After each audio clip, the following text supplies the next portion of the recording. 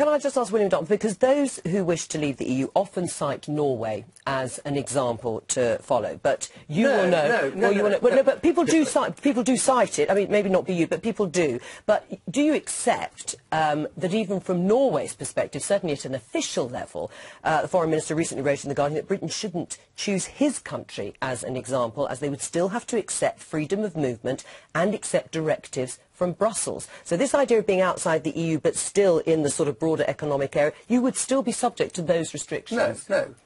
I've been trade spoken for 5 years. Not that anyone who ever watched the Daily Politics would ever know that. I've never been on Well, they do. Well, they do now. They do now. They do now, indeed.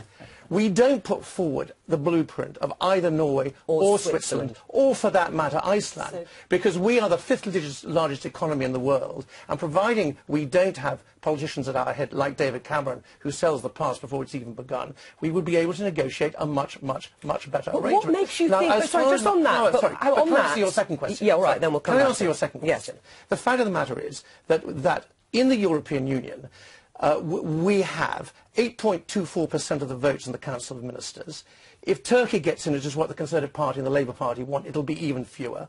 MEPs aren't particularly important, but we have less than 10% of MPs. We have 1 out of 28 commissioners. We have and also, in the councils of the world, particularly in trade, our voice is muted as 1 out of 28. But the short answer to your question is, both Norway and Switzerland have better arrangements than we do, but we can do better than either of them. What is absolutely extraordinary is the idea that we're pushed around by the dastardly foreigners when we're in the EU, and the day we come out of the EU, we're so strong, so powerful, got so much leverage that we're going to be able to get this phenomenal deal. But either one or the other.